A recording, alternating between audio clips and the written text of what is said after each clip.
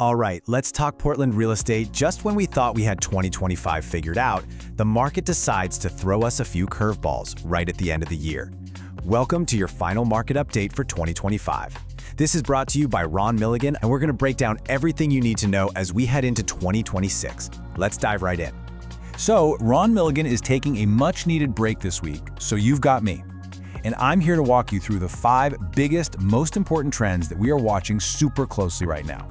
Okay, first up, trend number 1, prices are rebounding. And this one is, well, it's a bit of a surprise, honestly. After what felt like a bit of a slump, sale prices are suddenly making a comeback. And what's really wild is when it's happening, right in the middle of the holidays, which is usually a slower time. That's what makes this so interesting. So how big of a comeback are we talking about? We're looking at a 3.7% increase. That's the average sale price in the first 3 weeks of December this year compared to the same time last year.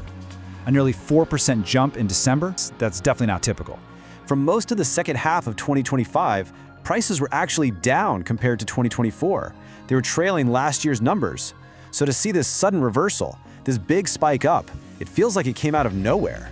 The big question on everyone's mind is, is this just a weird holiday blip, or is this the beginning of a whole new trend for 2026? All right, trend number 2. Supply is shrinking. The number of homes on the market for sale, well, it's getting smaller. Let's put this into perspective. Back in the first half of the year, you had 30% more homes to look at compared to the year before. But since then, that advantage has been melting away like snow in the sun. It's been shrinking and shrinking, and now it's kind of stalled out around 12, maybe 13%. So, okay, we've got tighter supply, we've got higher prices. That naturally leads to the next big question, right? But is buyer demand keeping up? Are people actually still out there ready to jump into the market with fewer choices and higher price tags? Let's find out. Which brings us right to trend number 3. Demand is softening. The short answer to that last question? Not so much. The data we're seeing shows that over the last few weeks, buyer demand has actually started to pull back a little bit. For a while there, demand was looking pretty solid, sometimes even a little higher than last year. But now, we've had 3 weeks in a row where the number of new contracts signed is lower than in 2024. We saw a dip about 15% a couple weeks ago, and this past week it was down about 10%. It's a pretty clear sign of things cooling off a bit as we close out the year. Okay, moving on to trend number 4. Distressed properties are on the rise. Now, this is one of those things that might be a bit of a canary in the coal mine, It's a small signal that could be pointing to something bigger. We're talking about an increase in bank-owned properties and short sales hitting the market. Now, before anyone panics, let's keep this in perspective.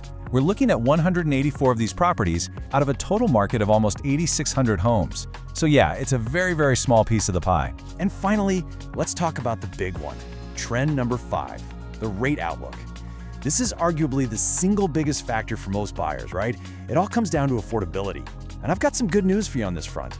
Okay, so Freddie Mac, they track the national average for a 30-year fixed mortgage. And right now, it's sitting at 6.18%. Compare that to this time last year when it was 6.85%.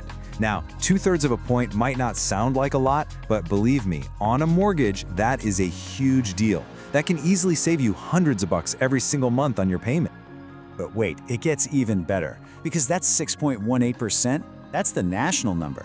Here in Portland, boots on the ground, we've been seeing local lenders advertising rates in the high 5s for a few weeks now. That's a game changer. That improved affordability is like a huge tailwind pushing our local market forward as we head into the new year. So let's tie this all together. What did we learn? 1.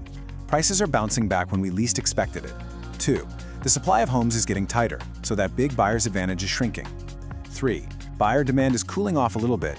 4. We're seeing a small but notable uptick in distressed properties. And 5, the big one, mortgage rates are down. And there you have it. That's your final snapshot of the Portland market for 2025. Don't worry, RRMilligan will be back in the saddle next week with his usual report, so you'll definitely want to catch that. On behalf of Ron and the whole team, thanks so much for tuning in. Have a fantastic new year, and we'll see you in 2026.